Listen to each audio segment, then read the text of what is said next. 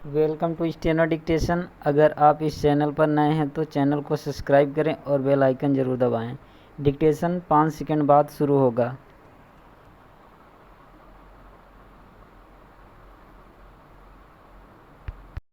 Start. अध्यक्ष महोदय, मानव संसाधन विकास मंत्रालय की मांगों के संबंध में बोलने के लिए मैं खड़ा हुआ हूँ। शिक्षा की पद्धति के बारे में, उसमें परिवर्तन लाने के बारे में, इस क्षेत्र में हमें जो असफलता हाथ लगी है उसके बारे में अभी मेरे मित्र ने बहुत कुछ कहा है। दुर्भाग्य की बात यह है कि देश में सभी लोग यह मानते हैं कि शिक्षा में प्रगति नहीं हुई है। शिक्षा पद्धति में आमूलचूल परिवर्तन नहीं हुए हैं, लेकिन फिर भी इस दिशा में कुछ किया नहीं जाता है।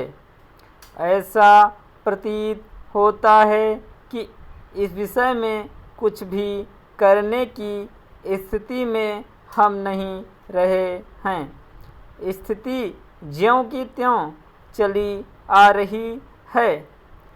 इतना होने पर भी शिक्षा की मद पर होने वाला जो खर्च है और जो उसके लिए धनराशि आवंटित की गई है वह भी बहुत थोड़ी है।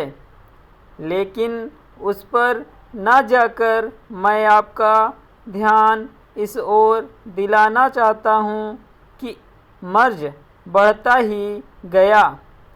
ज्यों-ज्यों दवा की वाली कहावत ही आज चरितार्थ हो रही है, जितने ज़्यादा आयोग और समितियां बैठीं और जितनी ज़्यादा शिक्षा पद्धति के बारे में छानबीन की गई, उतनी ही ज़्यादा बीमारी बढ़ती गई।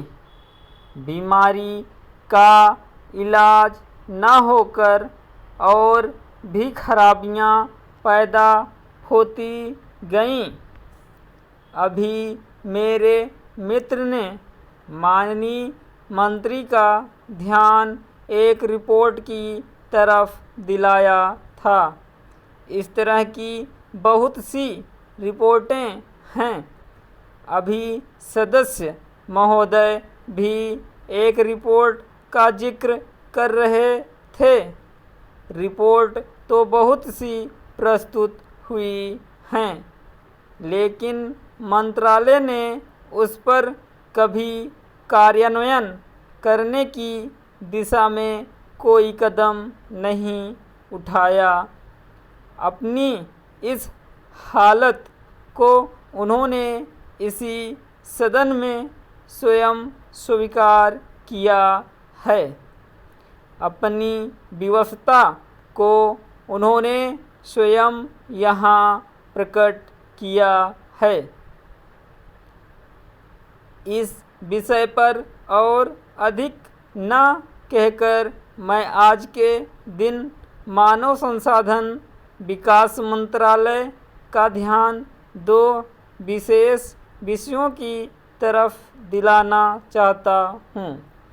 पहली बात तो मैं हिंदी के बारे में कहना चाहता हूँ।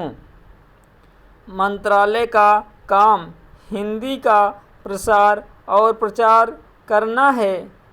हिंदी हमारे देश की राष्ट्रभाषा है। संविधान ने उसको राष्ट्रभाषा का स्थान दिया है, लेकिन हिंदी को वह स्थान अभी तक भी ठीक से प्राप्त नहीं हुआ है। इसके कई कारण हो सकते हैं। एक कारण हिंदी प्रेमियों का अधिक उत्साह हो सकता है। दूसरा, दलगत राजनीति से प्रभावित होकर राजनेताओं का भाषा के बारे में अपनाया गया दृष्टिकोण हो सकता है। स्टॉप।